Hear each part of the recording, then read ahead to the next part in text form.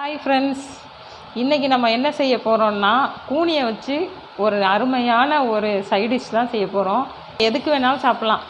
இட்லி, தோசை, இடியப்பம், சோறு எதுக்கு வேணாலும் சாப்பிட்லாம். சிம்பிளாக இருக்கும், ஆனால் ரொம்ப டேஸ்ட்டாக இருக்கும். வாங்க செய்வோம்.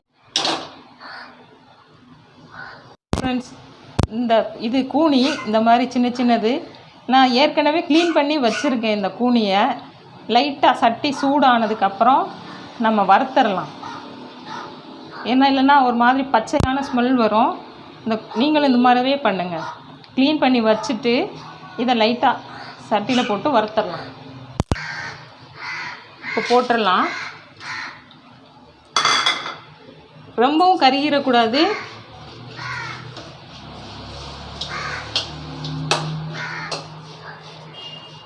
கலர் கொஞ்சம் சிவப்பு கலரில் மாறும். அப்படி வரும்போது நீங்கள் அடுப்பை ஆஃப் பண்ணிடுங்க. ரொம்ப கருகுனா டேஸ்ட் வராது, நல்லா இருக்காது. இப்படி வறுக்கும் போதே உங்களுக்கு நல்ல அந்த ஸ்மெல் வரும். ஸ்மெல் வந்துருச்சுனாவே அடுப்பை ஆஃப் பண்ணிடலாம். நீங்கள் ஆஃப் பண்ணிடுங்க. இதுதான் பதம். Close off. அவ்வளோதான். நான் என்ன பண்ண போகிறேன்னா, இந்த மிளகாயை அப்படியே போட்டு சுடணும். சுட்டு நான் இடித்தாதான் இது நல்லா இருக்கும். அப்படியே போட்டுடலாம். நம்ம காம்பை எடுத்துகிட்டு தான் போடணும். இந்த அளவுக்கு சுட்டே போதும். இந்த அளவுக்கு போதும். ஏன்னா ரொம்ப இதில் சுட முடியாது. இல்லை வேணும்னா இந்த மாதிரி அடுப்பில் சுட்டே எடுத்துருங்க டைரெக்டாக.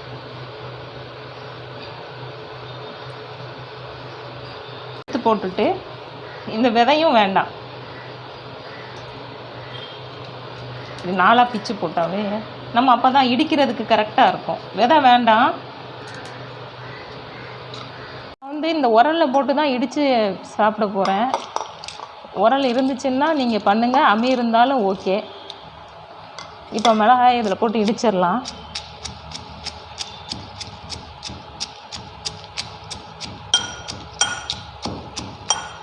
கொஞ்சம் லேட் ஆகும் இடிக்கிறதுக்கு, ஆனால் டேஸ்ட்டு வரும்.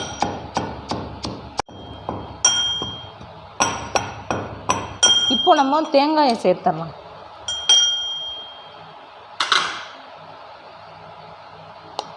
கொஞ்சம் கொஞ்சமாக போட்டு தான் இடிக்க முடியும். ஃபுல்லாக போட முடியாது. ஃபுல்லாக போடுறதுன்னா நம்ம மிக்சியில் தான் போடணும். ஆனால் மிக்சிக்கும் இதுக்கும் டேஸ்ட்டு வித்தியாசம் வரும்.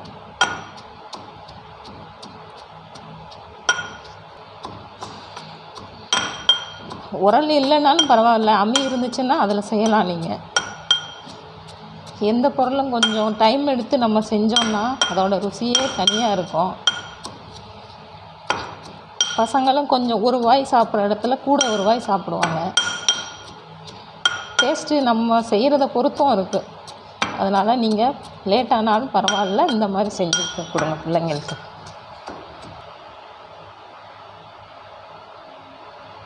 அதனால தான் நான் தேங்காயை திருகி வச்சுருக்கேன். ரொம்ப சின்ன சின்னதாக திருகணும். தேங்காய் திருகும் போது ஃபஸ்ட்டு கார்னர் ஓரத்தை திருகிட்டு அதுக்கப்புறம் திருகுனா பொடுசு பொடுசாக விழுவும். இல்லைன்னா பெருசு பெருசாக விழுவும்.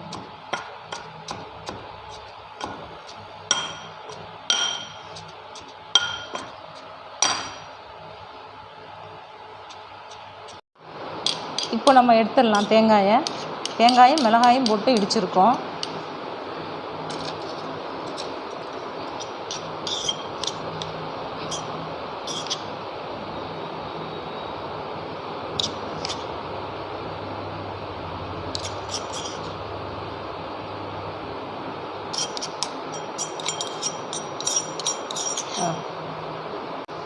அப்படியே இடித்த தேங்காயோடய நீங்கள் போடலாம், ஒன்றும் பிரச்சனை இல்லை.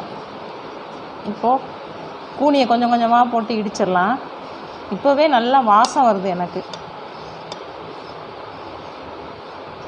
இதை இடிச்சிட்டு சின்ன வெங்காயத்தையும் போட்டு இடித்தோம்னா சாப்பாடு இன்னும் கொஞ்சம் சாப்பிடுவோமான்னு தோணும். இடிக்கும்போது நீங்கள் பார்த்து மெதுவாக இடிக்கணும். ஏன்னா இது அப்படியே வெளியில் வந்துடும். கையை இப்படி வச்சுட்டு இடிங்க. கூனி ஈஸியாக இடிஞ்சிடும், சீக்கிரம் இடிஞ்சிடும். கொஞ்சம் தேங்காய் தான் டைம் ஆகும்.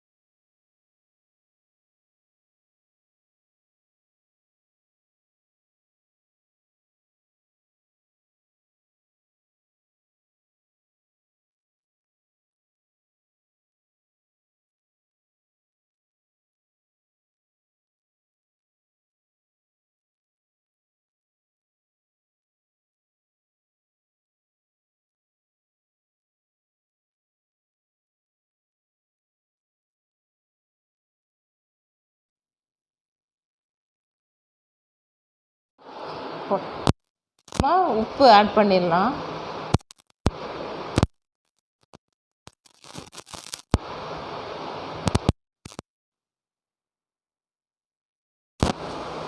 கடைசியாக இடித்து வச்ச வெங்காயம் இதையும்